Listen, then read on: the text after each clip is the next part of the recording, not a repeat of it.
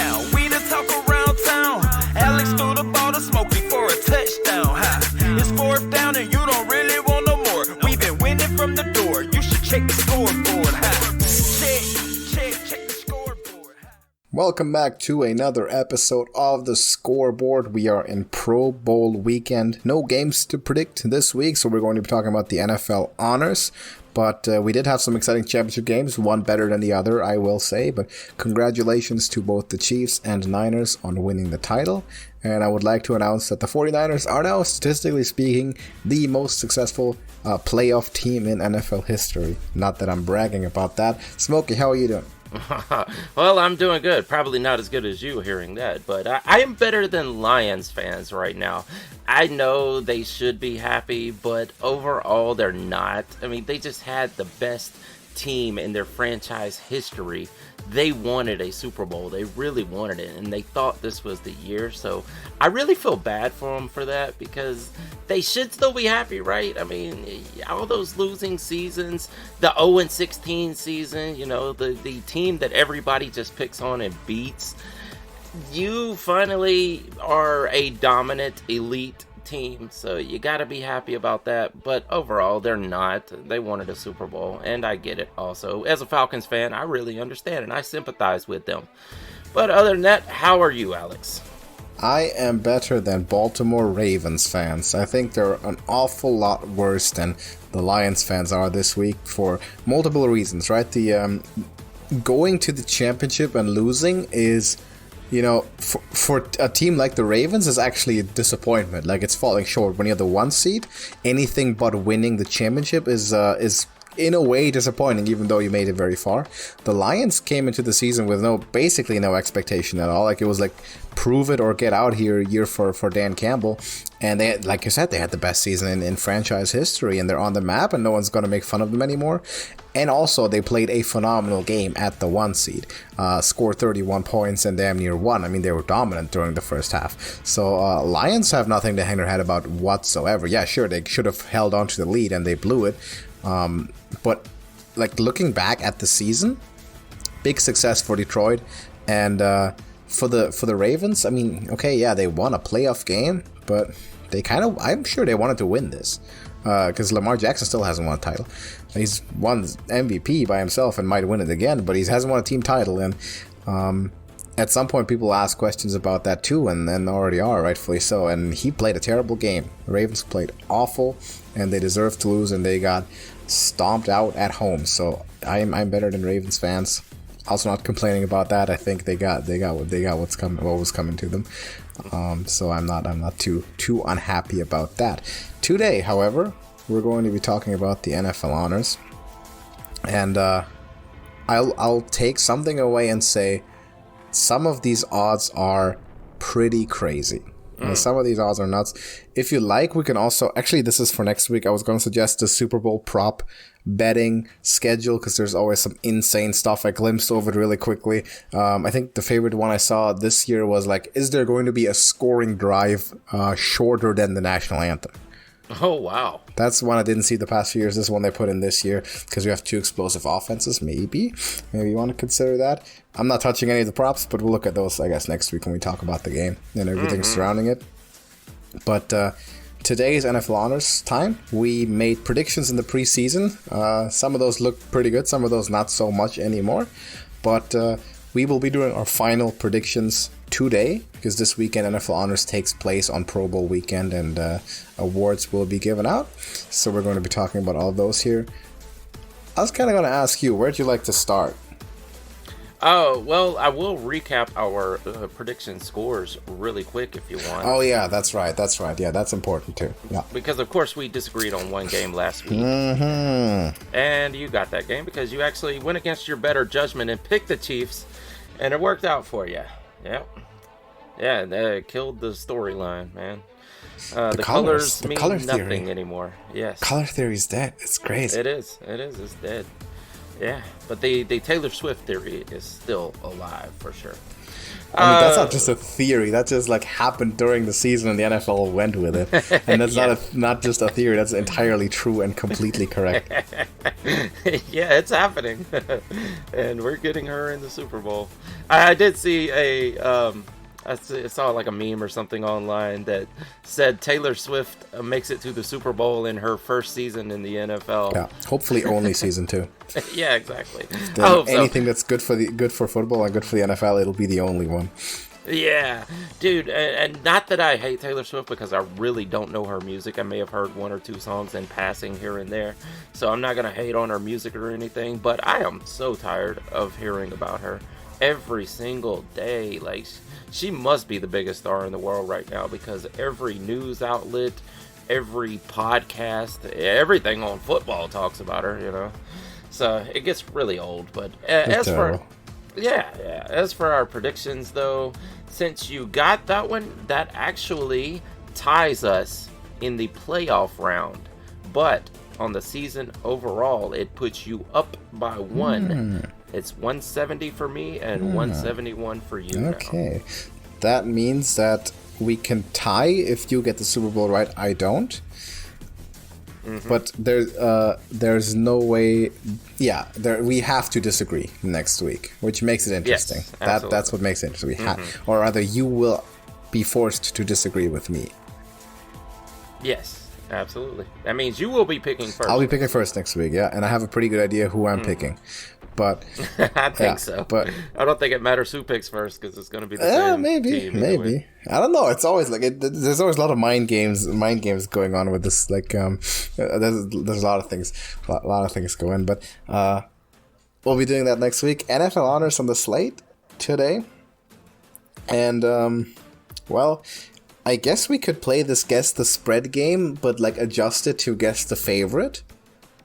For these, so because you always say this anyway, like you have your prediction on who's going to win, and then you have who should win, which is oftentimes a very different person. Yes. And I agree with that. So maybe we can do that, because I have the odds in front of me. We just go through these awards. We'll give who should win, and I'm also going to let you predict who do you think is the favorite to win. Not because they should be, but because they probably are, given the betting odds. So I guess let's start from the bottom of the list here. Start with Coach of the Year. And I guess I'll let you start. You can always just open up by guessing who is the favorite. Yeah. By the sports books. I'm going to guess DeMeco Ryans is the favorite. Okay. So the prohibitive favorite is Kevin Stefanski. Really? Yeah, and it starts getting weird very early on. I get why, right? It's because this whole like one quarterback after the other got hurt. Nick Chubb was out week 2. Then Deshaun Watson was out from the start, and then he came in for 2 weeks and he got hurt again. And then you pick up Joe Flacco off the street, and you go make the playoffs. With that sort of a discombobulated offense. So a lot of people like that. What completely goes against it is the Browns are in the process of firing half their coaching staff. And how is the head coach then supposed to be the coach of the year? So that doesn't add up to me. Also, they flunked out in the playoffs. That's another. I know it's not supposed to be playoffs based, but the job that both DeMeco Ryans and Shane Steichen have done with turning a team around with rookie quarterbacks, and Shane Steichen with the added difficulty of his rookie quarterback getting hurt early on, to me, much more impressive. So Kevin Stefanski is the favorite. Who would you pick if you were the only voter? You had the power to pick. Who do you think is the correct rightful winner of this award? Oh, it is absolutely Dan Campbell. Has to be, right? Because like we were talking about earlier, you took a team from nothingness, the laughing stock of the entire league for many, many years. You came there, you got this team all the way to the NFC Championship. That is a wonderful accomplishment, and better than anyone else I could think that would probably be on the betting list or in the nominees. That is Stefanski. I just don't see it. Like, that team was kind of set up to win already. Yes, I get you were still winning without your quarterback, and then your next quarterback, and then your next quarterback, and you lost your star. That's great, but Dan Campbell's working with a really young team. And I am very impressed, way more impressed than anyone else who could be on that list. Who else would be on there? Harbaugh, maybe? Shanahan, maybe? Right now, Stefanski, big favorite, ahead of Ryan, Steichen, Campbell, and John Harbaugh in that order. Mm-hmm. Yeah. I mean, that makes sense, usually the playoff teams, right? All their coaches are going to be nominated, but I think who's done more with less here, outside of the quarterback thing, I think it's Dan Campbell. I think he should win. See, if we include the postseason, Dan Campbell has a huge advantage because he won 2 playoff games, right? And he brought Detroit the best season they've ever had.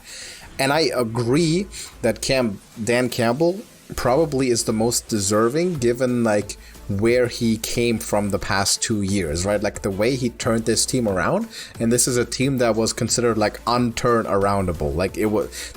It's the Lions, they're never going to be good. A lot of people accepted that. A lot of people like me have never known the Lions to be good. Hey, you have never known the Lions to be good. Probably most people have never known the Lions to be any good. And for the first time in the modern NFL's conscious memory, the Lions are not a laughingstock, and they're actually a very serious team who just almost won a championship. And for that, I think Dan Campbell should win.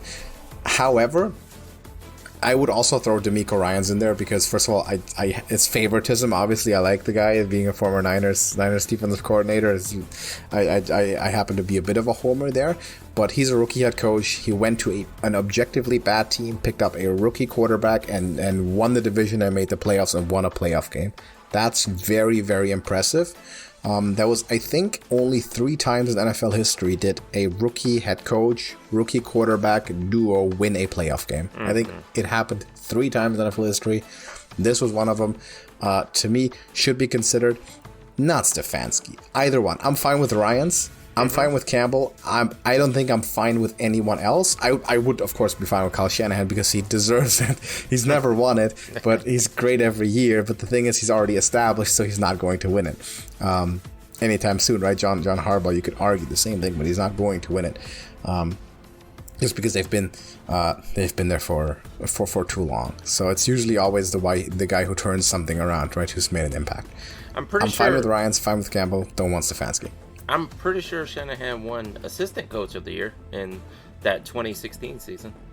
But well, I mean, that makes sense. That makes sense. He was great. But he is a top 3 coach, right, overall in the league. Yeah. Year in, year out. And he just doesn't win Coach of the Year. It took Andy Reid a long time to do it with Kansas City, but he definitely should. But I guess he won't as long as there's guys like this who turn things around. It's more impressive that way, Yeah. So if I got to give out the award, Campbell or Ryans, I'm fine with, but probably no one else. But Kevin Stefanski is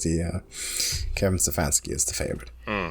Move on to Comeback Player of the Year here, an award that has become more and more nebulous, I think, as the years have gone by as to who really qualifies.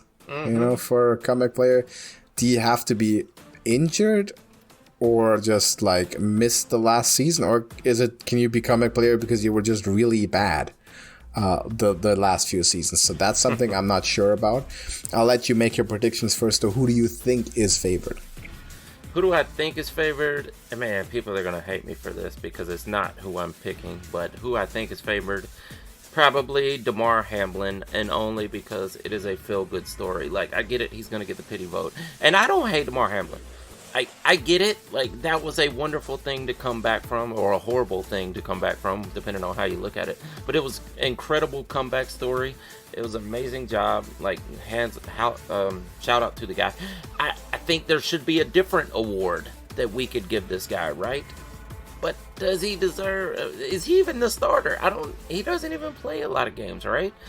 Maybe the award he deserves is probably a $100 million lawsuit against the NFL for endangering all the players by forcing them to take certain medications, which weren't really all that well studied at the time.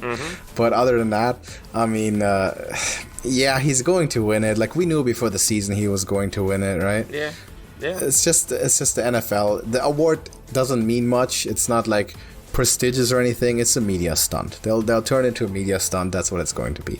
Absolutely. So I agree with you. Yep. But who are you picking? Or let's say, put that aside. You get to give out the award. Who are you giving it to?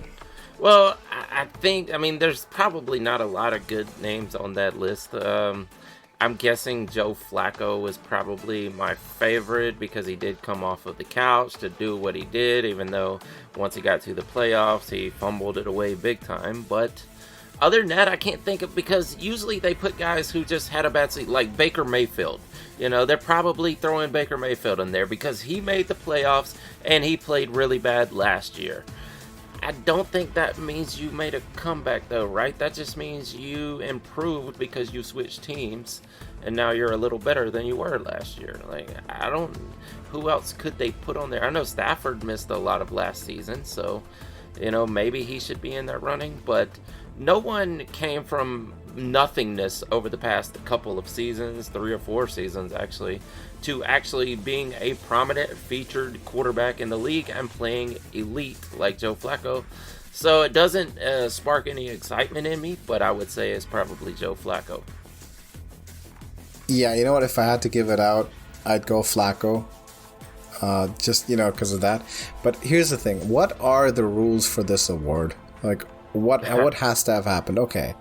Like, does it mean you had to miss most of the last season? How much of last season did you have to miss? Did you just have to have a bad injury to come back from? Damar Hamlin missed like 2 games, right? Technically speaking. He didn't miss a lot of time. But of course, he had a very serious condition that, like, he came. Wow, it's impressive that he came back from.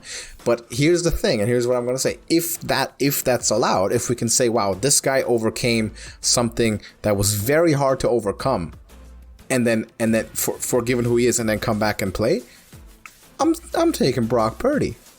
The guy tore apart his throwing elbow in the NFC Championship game last year as a Mr. Irrelevant rookie. That's like a 1 in 1,000 chance to ever see the field again, usually, if you're not as good as he already is. But what does he do? He comes back, starts from day one, doesn't miss a game, and should rightfully be the MVP, which is not going to go to him because of one single game. That, to me, is the most impressive turnaround to do that. But can you call it a comeback if he never missed a game? Can you call Damar Hamlin a comeback if you missed 2 games? Yeah, I understand that point also. Being only a backup to begin with? Like, do you think it really cost the Bills that, like, another guy had to play special teams in, like, week 17 last year? I don't think so. Did it cost the Niners? Damn sure it did, because they lost the championship because of it last year. I think there should be some parameters set here. I think you have to miss at least 75% of the season before. Let's say that. Like, I don't understand this, you know. That disqualifies a lot of players. That's the thing. Yeah, but we should be digging deeper, in my opinion, because LL Cool J said, don't call it a comeback because I've never left. So you can't call it a comeback if the player never left. Exactly. What's the qualification, right? What makes you eligible for it? Yeah, like Baker Mayfield never left. He never left. But exactly. I'm sure they've got odds on him. So I don't understand. I don't know what they're asking from a comeback player. Like, what does a comeback player have to do? Yeah. I don't know. It doesn't make any sense. It's like it's starting to go down that line of what is a catch in the NFL. You know, nobody really knows. Like, it's just whatever they decide on the spot. Whatever they make up, right? Yeah.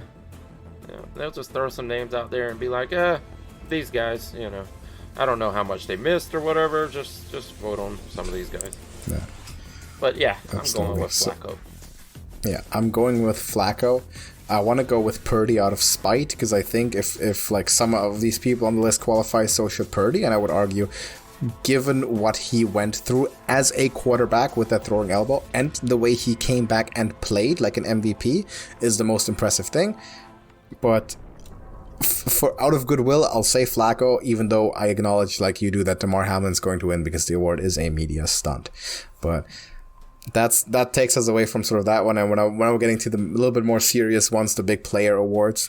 Defensive Rookie of the year. Now, I remember very well our preseason predictions, because you went with Jalen Carter, which was the convenient, a Georgia pick, and I forewent Will Anderson, which would have been the convenient Alabama pick, in favor of Lucas Van Ness for the Packers, because I thought that he would be a starter day one. He ended up being a rotational piece in that defensive line, didn't get enough snaps to really be considered.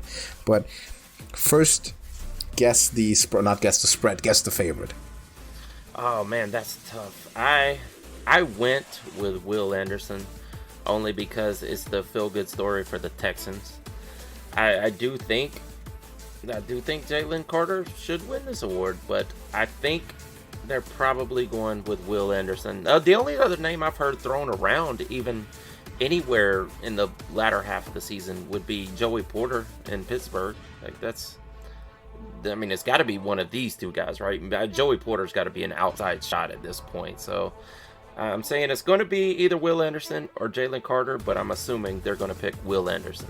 So if I had to give out the award, I'm probably giving it to Brian Branch, who's like a super outsider, but to me, he's transformed the Lions secondary in a major way, which was still, by the way, the weakness of that team coming into the season. Still is, but without him, they would not gotten this far.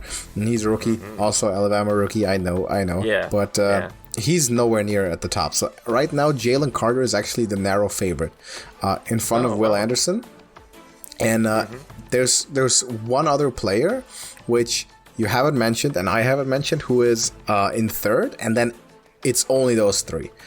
Those three are the ones who can feasibly win it, and after that is, Brian Branch, Devin Witherspoon. They're so far off, it's impossible for them to win. That third player is Kobe Turner. Oh, have LA. you ever heard of... Yeah, exactly, LA, you got it. For the LA Rams. And he did have a sneaky good season. I can see that. I can see why. But I will not pick a Ram. So if I had to give it out, I'm going to give it to Will Anderson. Though my prediction would say probably Jalen Carter. But I prefer Will Anderson. I hope that Will Anderson wins it. Of course you do.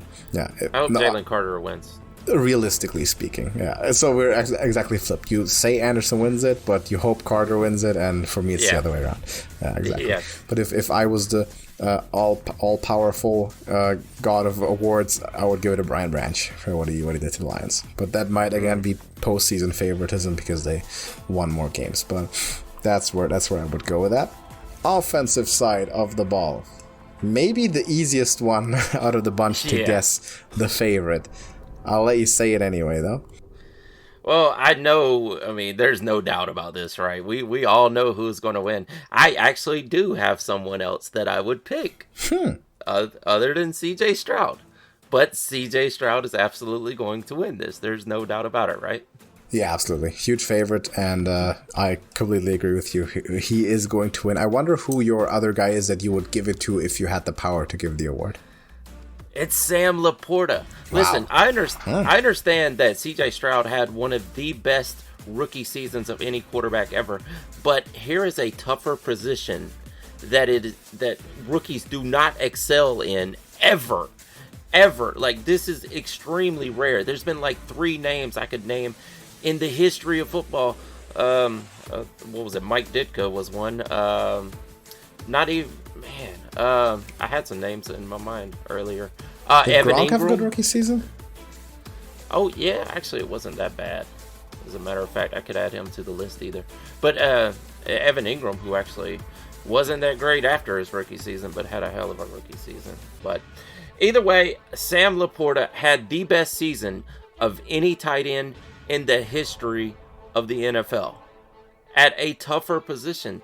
Rookie quarterbacks come in and do really well all the time. It's not the norm, and I understand that he did something great. But this is a much bigger anomaly for Sam Laporta, so that's who I'm going with.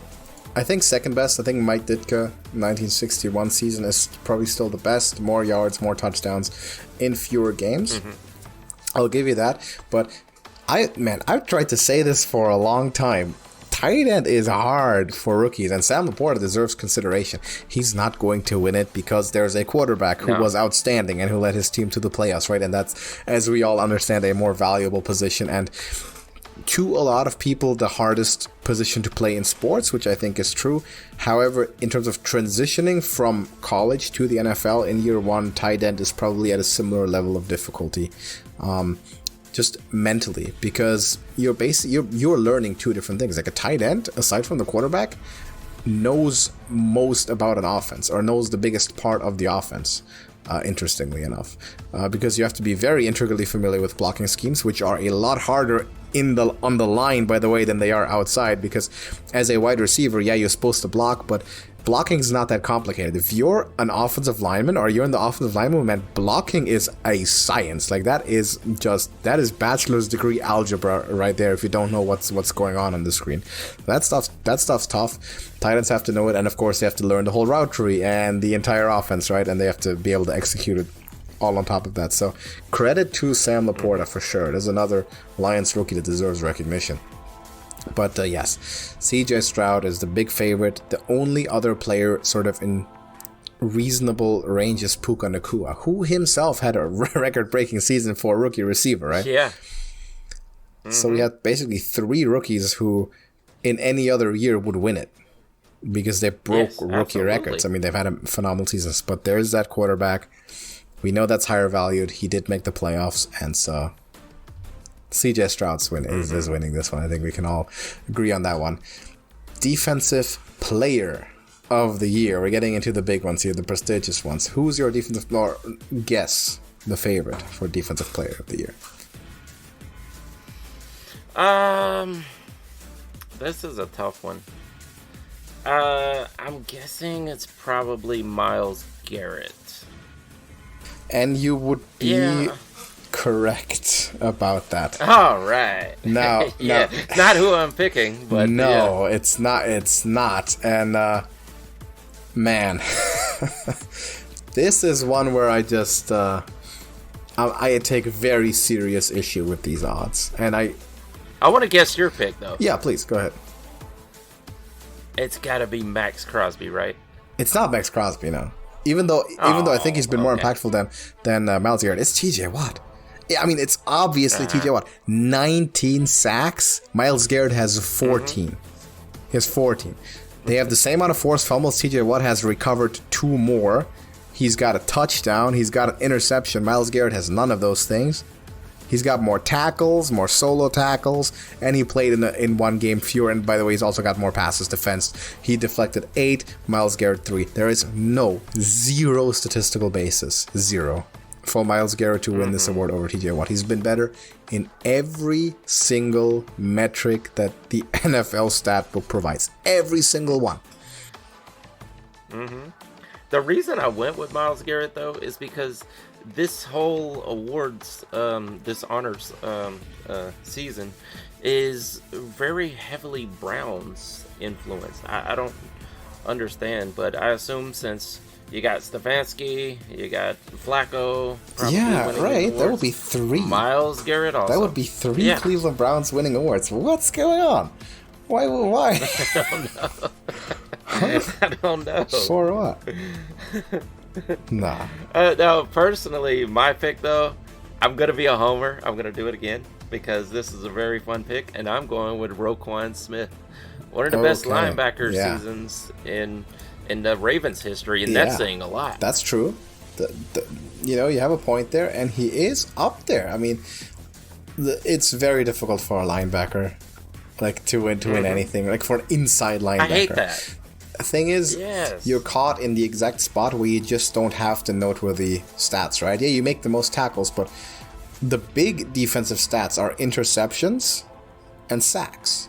And sometimes deflections, right? But we really count INTs and we count sacks. So you're a pass rusher, you have a good chance of winning. You're a corner, like a ball hawk corner, you have a good chance of winning.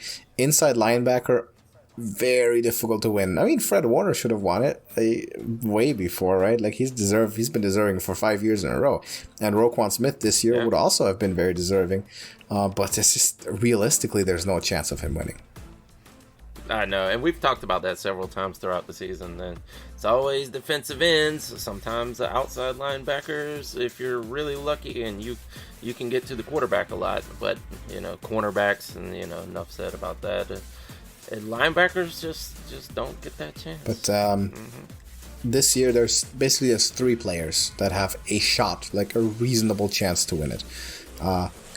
Garrett, Watt, and Micah Parsons, who was my preseason prediction to win it, by the way. Looking at the statistics, Watt should be the unanimous winner, and it should not be close. I have no idea where the odds makers get their numbers from. Like this, if Myles Garrett wins this, and like the odds makers knew about it before, and I would actually go as far as to say this is like rigged, like at least a little bit. Because you just can't make the argument. This is like the most ridiculous thing I've ever seen. Like either the odds makers are not looking anywhere, and TJ Watt wins it clearly, but if they are right, it is so ridiculous that I would say like there is something behind this. There has to be some kind of thing behind this. You can't pick a stat. I'm looking at 15 stats in front of me. There isn't one where TJ Watt is worse than Myles Garrett. There's not one. Not a single one. Yeah. I don't even understand because, it's not like the Browns are the Cowboys, which probably gives Michael Parsons a really good chance of winning this also. But yeah, I don't get. He's up there, yeah. Why is it so? I mean, like we said earlier, maybe the winning without your star 2 players, maybe that's it. But other than that, I don't get why everything's leaning Browns right now. I don't get it.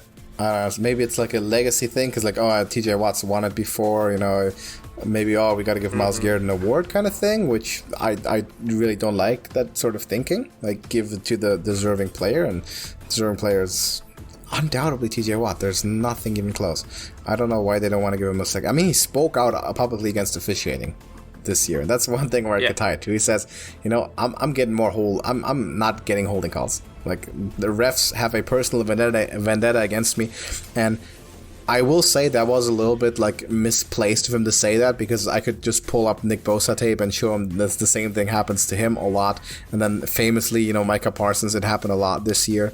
So every good edge rusher gets held a ton, and they don't get the calls they should, because offense, right, is for television.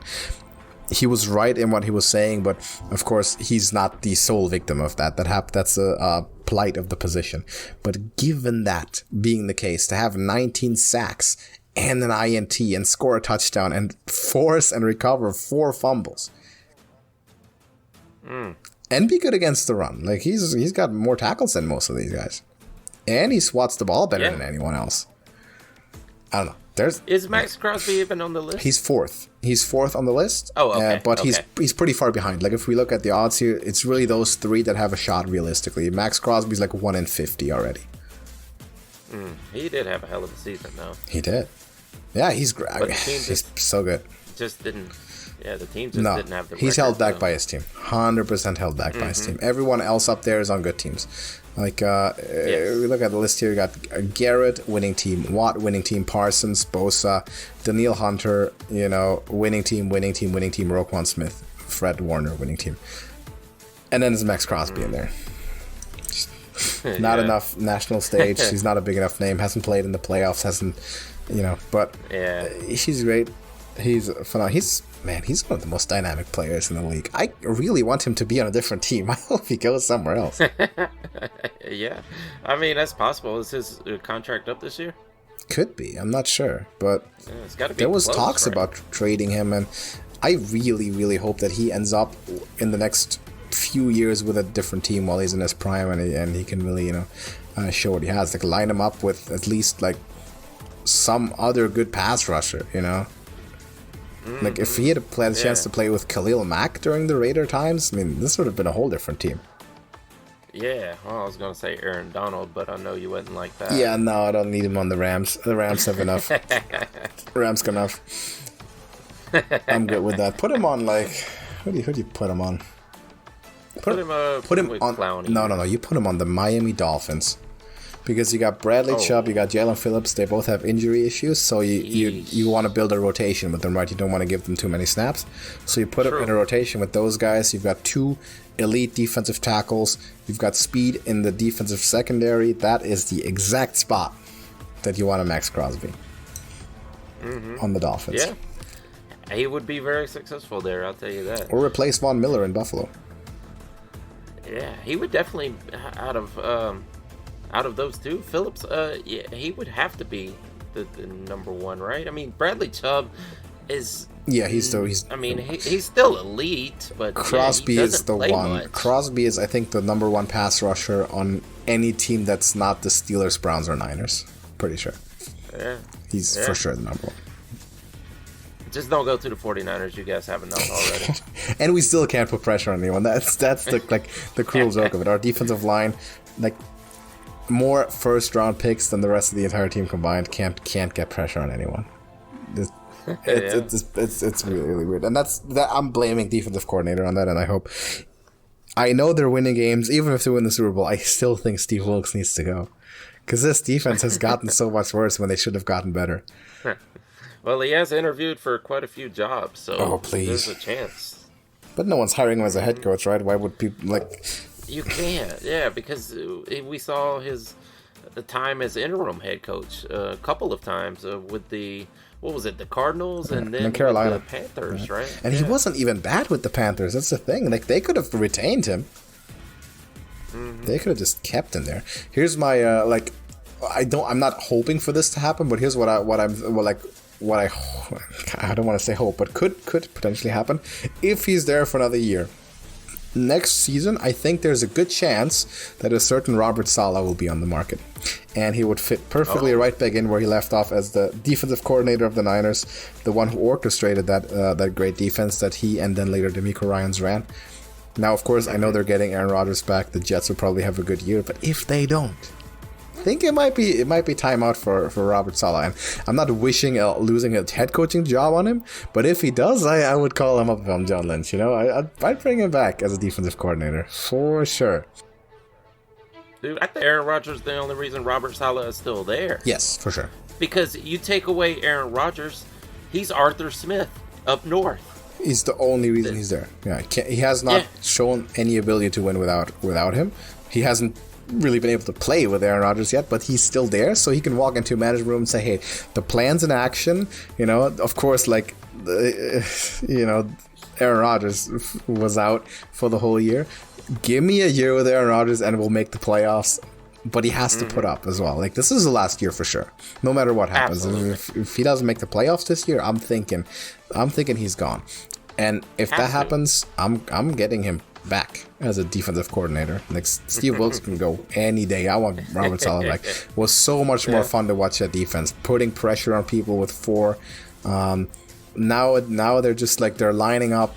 I mean, defensive ends are damn near lining up on the numbers, and like, of course, you get ran up on in the middle by every team, and that's going to be a huge issue against Kansas City as well, by the way. But it was a big issue against the Packers and against the Lions, and they still can't put pressure on anyone. I don't get it.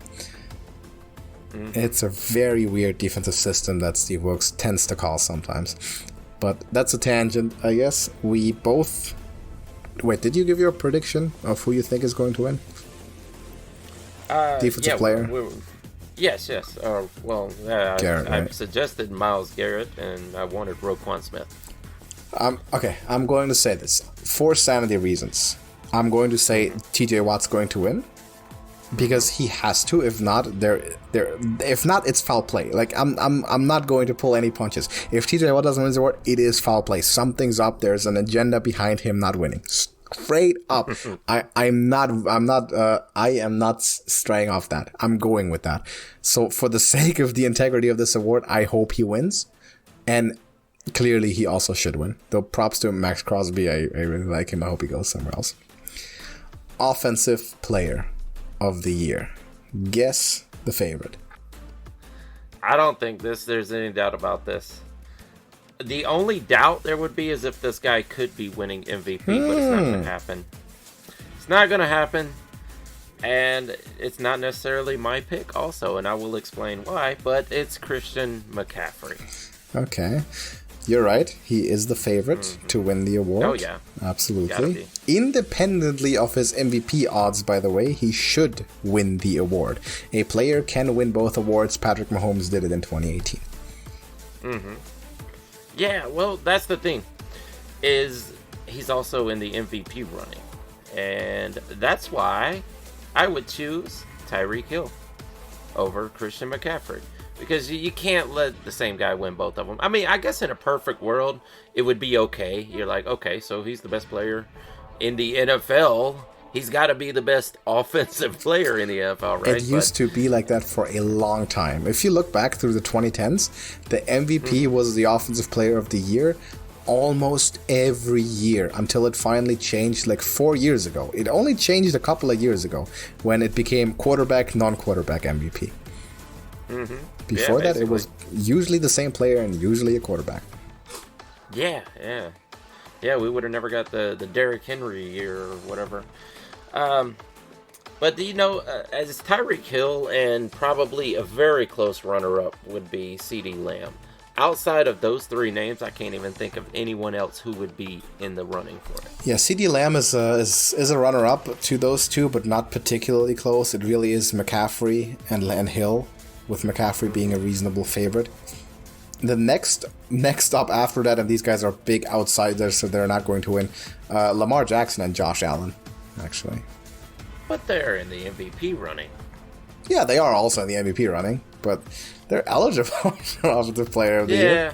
Right? I just wish we would just go ahead and say, okay, these are two separate awards and they can't be won by the same person.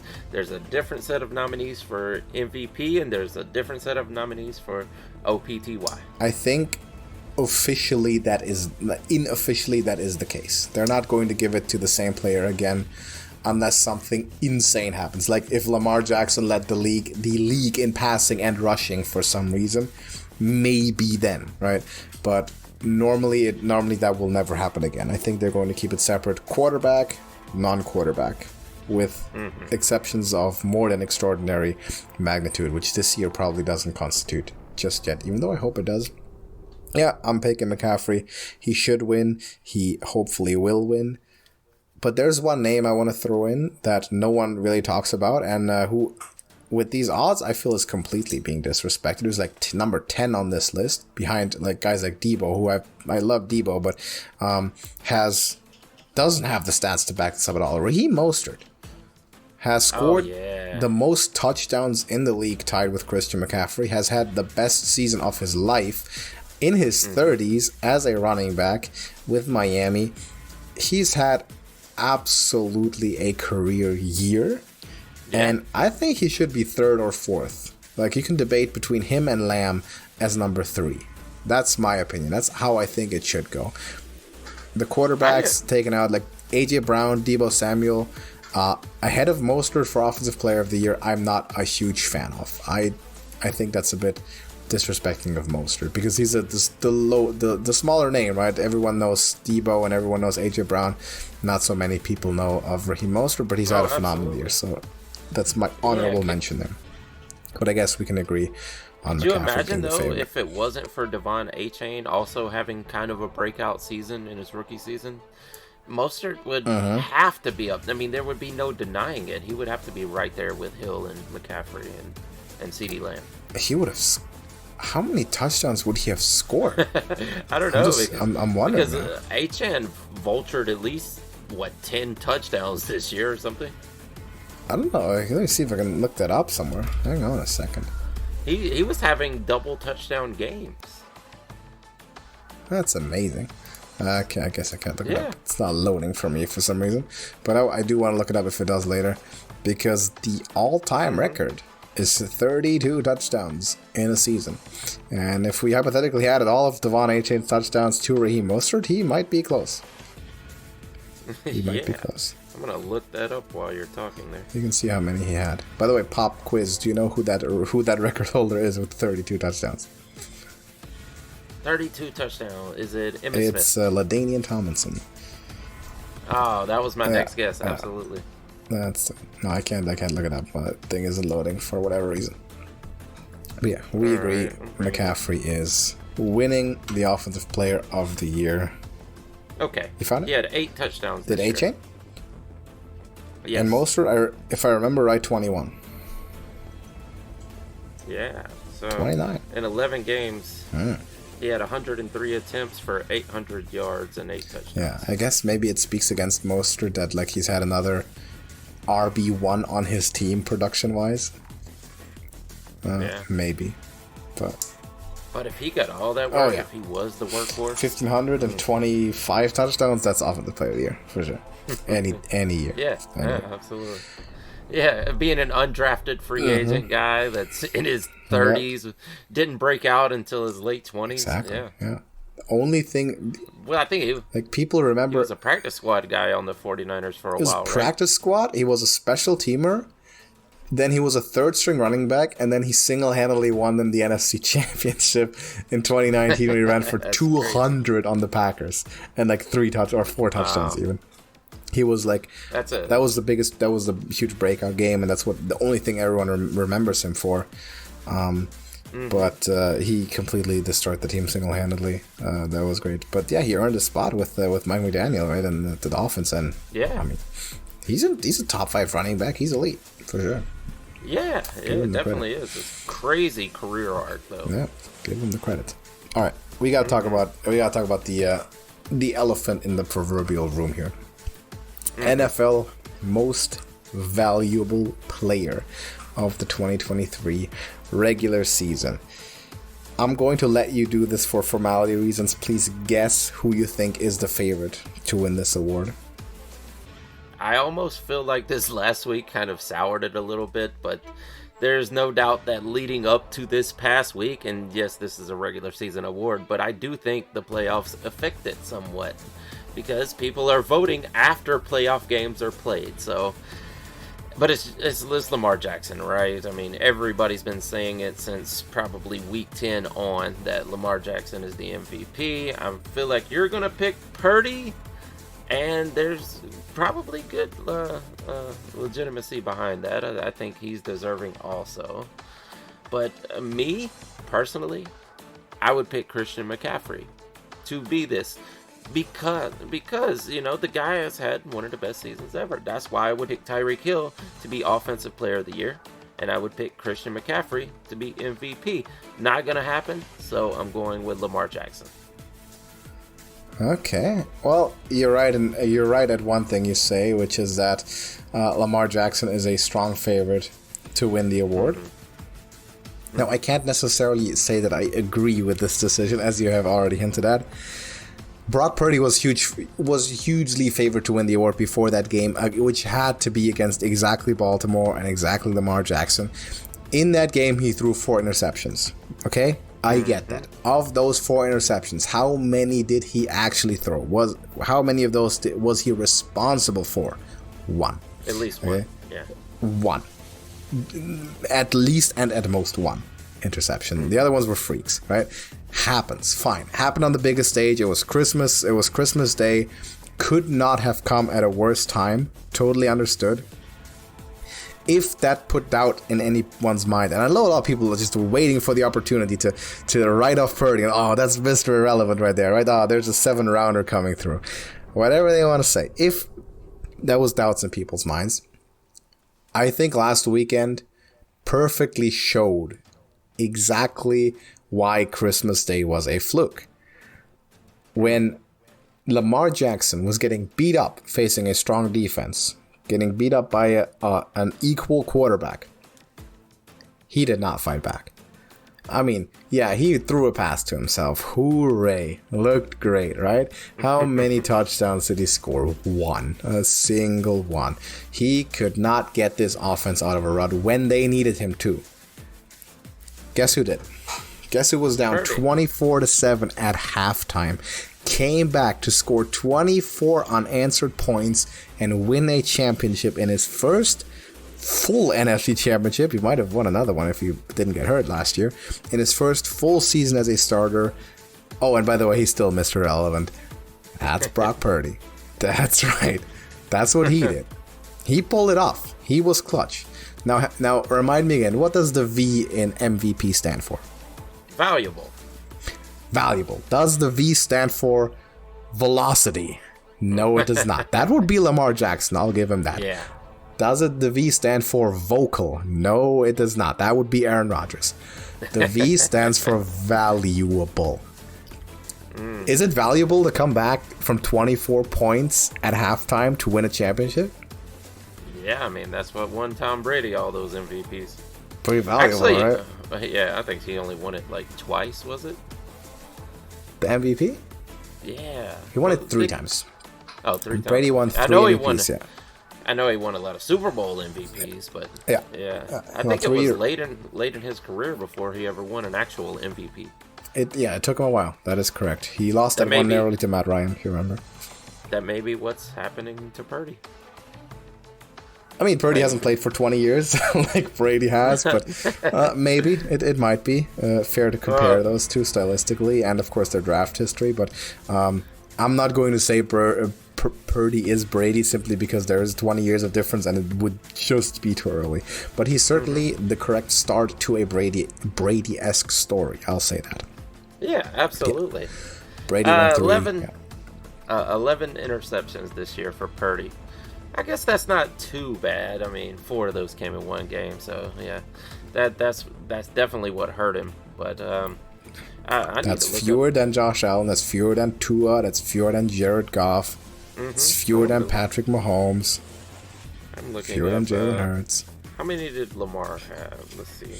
Well, Lamar had 7, but Lamar doesn't throw the ball very much. Yeah, that's true. Yeah.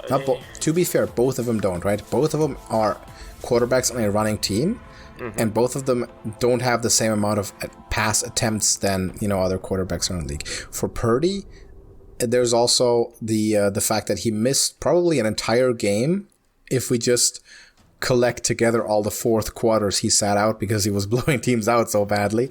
So he's leaving some stats. That's the thing. He's leaving stats on the board because of how good he is. He gets pulled from games in the fourth quarter every other week because of how good he is. And because of how good the team is around him too. I'm just playing devil's advocate. Yes. Because I think, that too. Like I said, I think he's worthy of it, and if he wins, I won't be mad at that at all. It's a good underdog story, and everybody loves a good underdog story. But he's got a super team around him. So doesn't Lamar? Lamar has a better defense. He's got a way better offensive line.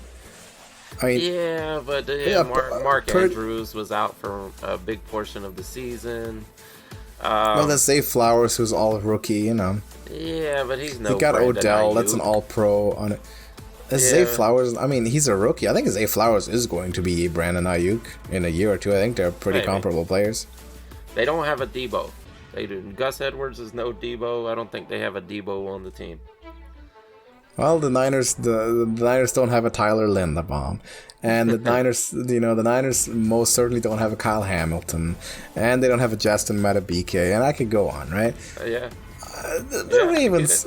We saw the Ravens outmatch the Niners in anywhere where it counts, right? When it comes down to win a game.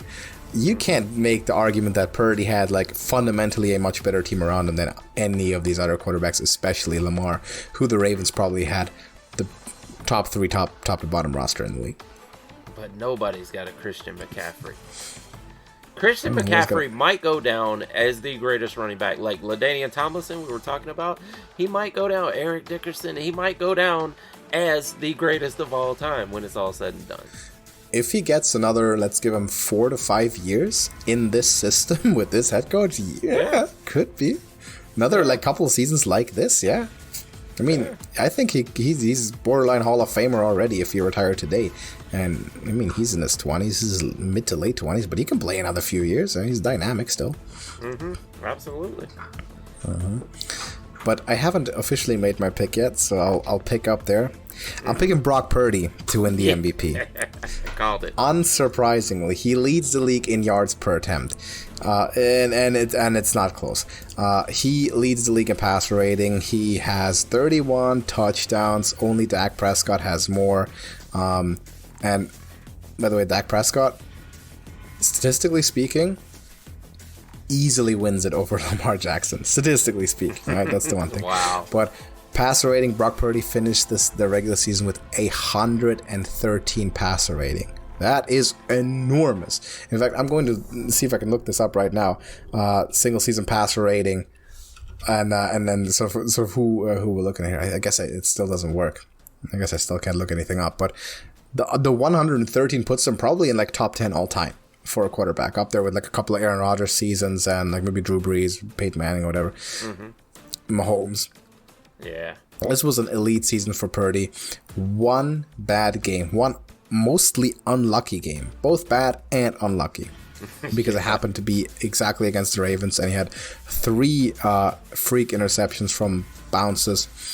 Still, he's better than Jackson statistically in any way, in nearly every way. But of course, Jackson's going to win the MVP.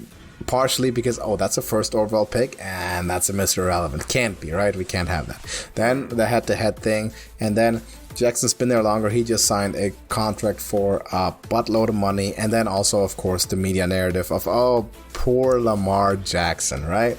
Last year, everyone they treat him so bad, they didn't want to give him a contract. Nobody wanted him. Hadn't delivered. Yeah, because he hadn't delivered when they needed him to, and he barely did this year. He did one game, but they wanted to win the AFC. He didn't deliver. He stood there, did nothing. Brock Purdy's never done that. Any game he's lost, at least he didn't just like stand there and just let the loss happen. Never. It took his elbow falling off for him to come out of a championship game, and he was throwing on the sidelines, by the way. He was throwing on the sidelines in Philadelphia, trying, but he just couldn't throw it. Yeah, he just couldn't get a grip. When they played the Browns, he led a game-winning drive, which the kicker left on the field. Could have won. When they played the Vikings, they gave up a 80-yard touchdown with 2 seconds left in the first half for absolutely no reason. He tried to lead them back. It didn't quite work. Same thing happened against the Bengals. Brock Purdy was not the reason the Niners lost any game so far. He came the closest to being it against the Ravens. But if those 3 interceptions don't bounce exactly where they bounce, I don't know if they lose. And certainly in a more respectable way if they do. You know, it's incredible how much people want to hate Brock Purdy just because they can't get over the fact that they didn't see him coming. Yeah. That's the biggest issue. People cannot accept this guy that no one pointed out before the draft could be this good. Yeah. Yeah, they can't have it. I think the athleticism plays into it too, because we know the prototype that the NFL wants these days. They want the Josh Allen, they want the Lamar Jackson or the Patrick Mahomes, the guys who are really athletic. I know you've said several times throughout the season that Purdy can run when he needs to, and I get it, but... And boy, did he against the Lions, huh? He did, yeah. 61 rushing yards, and man, 2 of the biggest first downs in franchise history. I'm just saying it's going to take a while to change people's mind. I guess. But here's the thing. It doesn't matter what he does, because the goalposts are always moving. It doesn't matter what he does. Like, they're always saying, he still has to prove himself. He still has to prove himself. Yeah, he can win this, he can win that. Best pass rating in the league, best win percentage in the league. Damn near MVP, wins the NFC his first year as a full-time starter. I don't think it matters if he wins the Super Bowl or not. It doesn't matter. The sounds are going to be the exact same going into next year. Oh, he's still that. Oh, he's still not all that. Oh, but Christian McCaffrey. Oh, but Kyle Shanahan. Oh, but the system. Oh, but Iowa State. Oh, but Mr. Irrelevant and this and that. His name sounds like Turdy. He's wearing his hat backwards. I don't know. I don't think it's going to change. I think like the soonest possible time for him to get the respect he deserves is if he A, wins the Super Bowl this year, B, wins MVP next year convincingly ahead of everyone else, C, does so with like several of the offensive stars missing significant time, and D, goes back to the Super Bowl in back-to-back years. I think that's the soonest people will give him respect if he pulls that off somehow. Or maybe wins a Super Bowl without Christian McCaffrey. That may be what it takes. Or he just for like a day he becomes like a foreign worker and he goes to the Raiders or something and leads them to the playoffs and then comes back, and I don't know. he has to do something that's like I don't know. Yeah. Even then, like, that's the thing, right? You can talk someone down as much as you want. If Brock Purdy walked on water, they'd say it's because he can't swim. But whatever you want. His coach holds him back also. If you think about it, Kyle Shanahan has been able to win with all of his quarterbacks, regardless who they are. Same thing with running backs, But That's not even true. He won with Matt Ryan, who's really good. He's won with Jimmy Garoppolo, who, when healthy, is pretty good. He did not win with Brian Hoyer, C.J. Beathard, Nick Mullins, Trey Lance. No, he didn't. No, he still had a winning Johnny record. Manziel? No, with C.J. Beathard and Mullins, he still had a winning record out of those guys, didn't he? I don't know. No. He had he had a terrible he was the Niners were 1-9 in his first season with those two guys. They signed Jimmy Garoppolo. They won out that season. Won the last 5 games. Yeah, that's true. I remember that. But I thought you might be right then. That's what happened. Next season, Jimmy Garoppolo gets hurt. Week 3, losing season, missed the playoffs with the backups. Garoppolo comes back in 2019, Super Bowl. Mm-hmm. That's what happened. He doesn't win with anyone. Yeah, Shanahan's great, and he makes every quarterback better, but he doesn't just win with anyone. He can't have me suit up there and expect me to kind of oh hey, here you have 5 days to learn this stuff. No, I can't do that. You gotta have the right guy. I don't know. People think right now you could throw Sam out there and they'd still be in the same position. Oh, the paradoxic thing is that for some reason no one's happy with the Niners quarterback ever.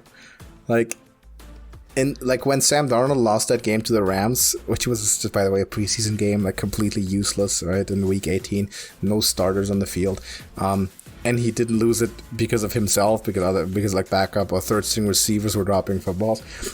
Everyone likes to rain down on Darnold and say how awful he is and how glad we are that he doesn't have to play, but no one thinks to notice that means that Purdy's game is elevated a lot higher than you thought it was.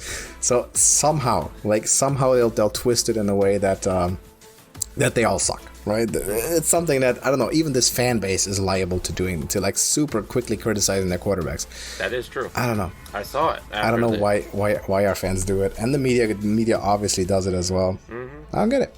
After that Ravens game, it absolutely happened. And that was 49ers fans saying that, we didn't have a superstar. It was a big mirage the whole time. But yeah, I'm on your side, though. I feel like Peyton Manning or Joe Montana would not make it in the NFL today. Ooh. I think they'd come in, they'd have the rookie seasons they had, and they just get kicked out. Yeah, that's true. Busts, right? Yeah. Peyton Manning was a bust after his rookie season. Throw him out, replace him. Yeah, Eli. Put someone else in there. I mean, I know Eli won a couple Super Bowls, but he was not what his brother was. But still, he had a wonderful career. But he had one of the worst rookie seasons of all time for a quarterback. That's why I feel bad about Desmond Ridder, because people wanted him out after 3 games. You just throw him out. Quarterback needs at least 20 games or more to prove himself. You can't just drop. Nobody's, not everybody's going to be Herbert or no, or Josh Allen or Patrick Mahomes. Yeah, 3 seasons as a starter is usually what I say. Yeah. To really write someone off. Now, if someone's great before then, by the way. We knew Patrick Mahomes won the MVP and then the Super Bowl in back-to-back years. I did not need to see him play a third year to tell that he was great. Yeah. But I'm not writing someone off as bad before those 3 years are over. I also don't need to see another year of Brock Purdy to know that he's great, by the way. A lot of people will debate me on that. Hey, I'm coming around on Purdy, I'll give you that. But I really want to see Desmond Ridder go to another team and succeed somewhere, because I think he still has a lot of potential that just hasn't been tapped in yet. He's being wasted away with a horrible coach. So do you think that Raheem Morris is just kind of getting rid of him, drafting his own guy? Probably. That's what the fan base is calling for. And, if you got the right guy in the draft, then, yeah, okay, let's load up and try it. Keep Ridder there, though. Let him have a quarterback battle. Let him see if he can beat the guy out. And if he gets hurt, throw Ridder back out there. Maybe he's going to develop. Give him a chance. Yeah. But I really this phenomenon, I like to call it a rebuild addiction. It is. It happens to a lot of teams. Yes. We're rebuilding. New coach comes in, new quarterback comes in. They lose the first game. Tear it down again. Yes. Right? Yeah. No patience. Which I totally agree with getting rid of Arthur Smith. He's been horrible. But yeah, but he's been there for a while now, right? Yeah. That's fair. Yeah. You get 3 seasons, if you get yeah, he had his chance. Yeah, absolutely. But give the quarterback that same chance. Give him 3 seasons also. Yeah, exactly. I mean, you got it. At least 2, probably 3. If it's only 2, at least it has to be consistent, with the same coach. And it's not like they were terrible. Like, of course, the division wasn't great, but they were a game away from making the playoffs. Yeah. And playing Philadelphia and having a pretty good chance of winning. And suddenly, they're where the Bucs are now, and we all talk like, oh, the Bucs are in good position. They're great. They're set, right? Beat some teams that made the playoffs, too. Yeah. Yeah, the Exactly, Packers, right? the Buccaneers. Like, they had wins over those teams.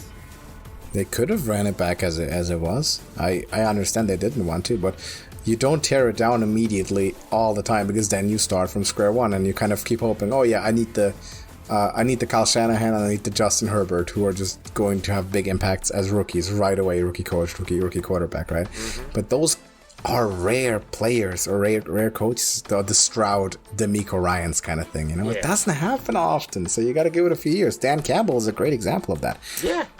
Yeah. In most teams that are not Detroit, he was gone. He would have been gone after 2 years at the most. Absolutely. Terrible first year, mediocre second year. Mm-hmm.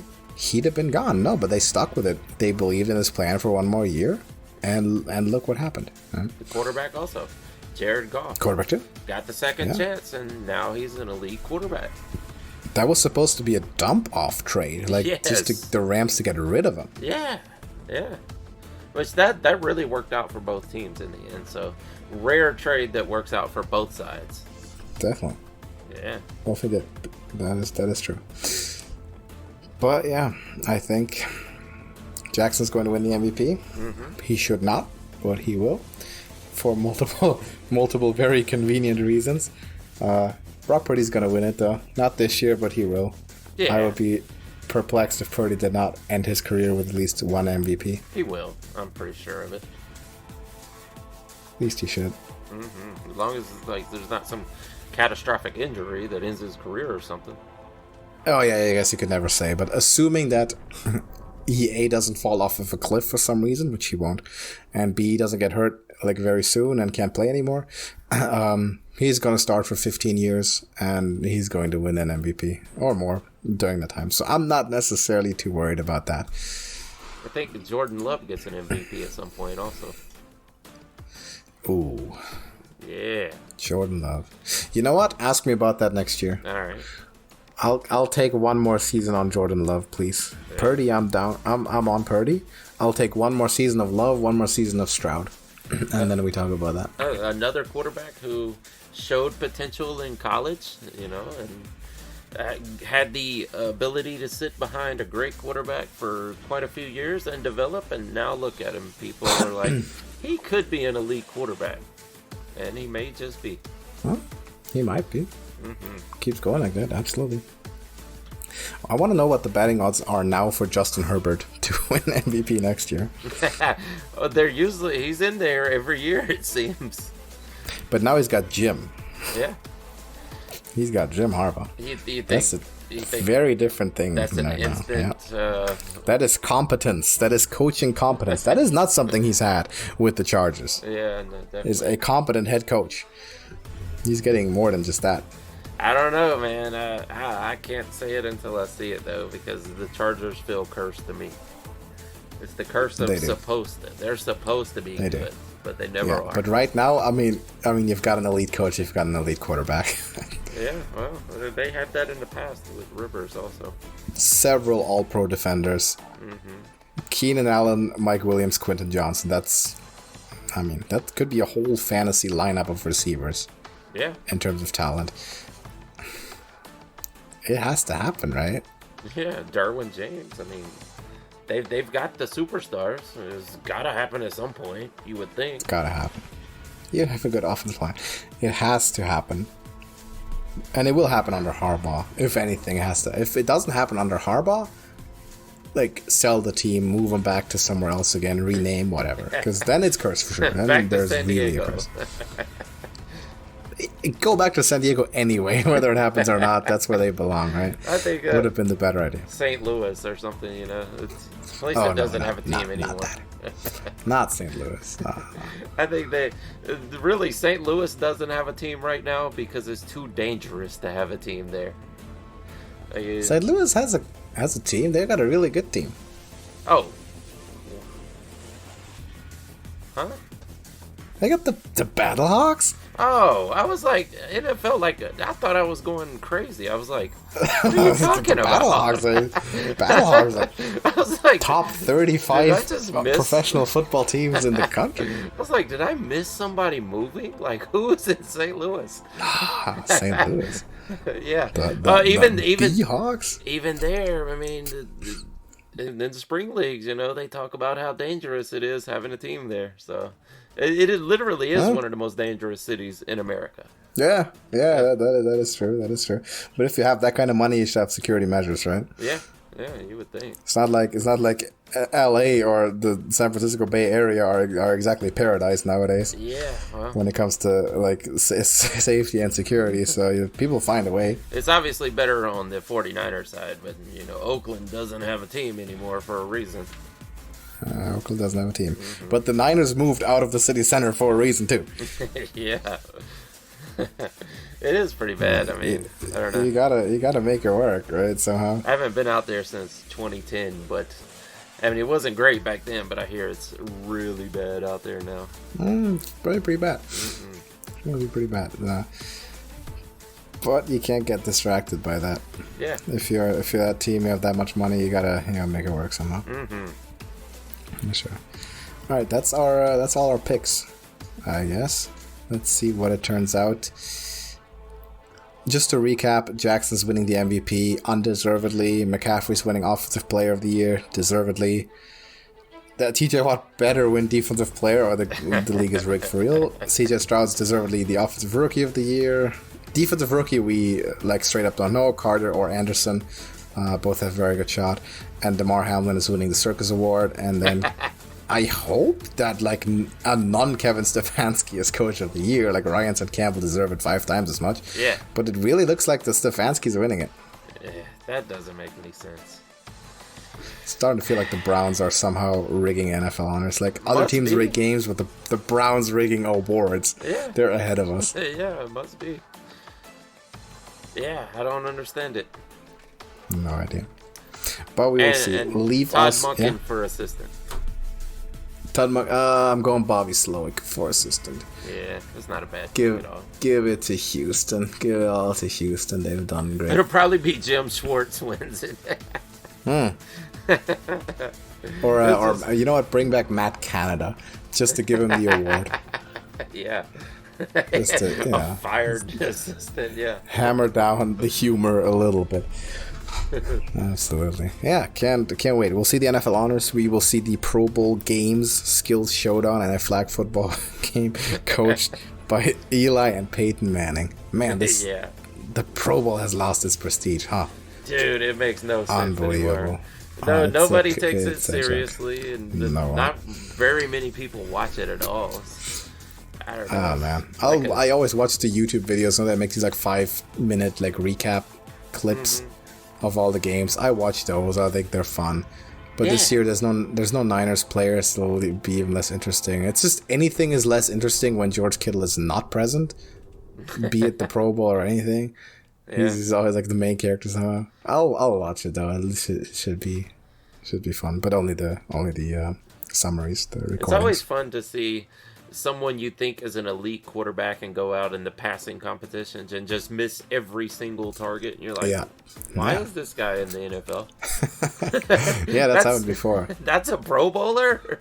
Yeah, that's a Pro Bowler. Yeah. That's right, yeah. It's just fun to see, put through some games, but it's definitely not the prestigious thing, which is, I guess, in the interest of the players as well. You've played a full season. No one wants to, play full speed after that. It's completely nonsensical. So no one's doing that anymore. But we'll see, and we'll enjoy it to the best of our abilities anyway. Leave us your predictions in the comments for all these awards that we talked about this week. Hope we didn't forget any, but let us know who you think will win all of these, and maybe you can split it as well. Who do you think is going to win, and who deserves to win, who should be winning but won't. Let us know what you think.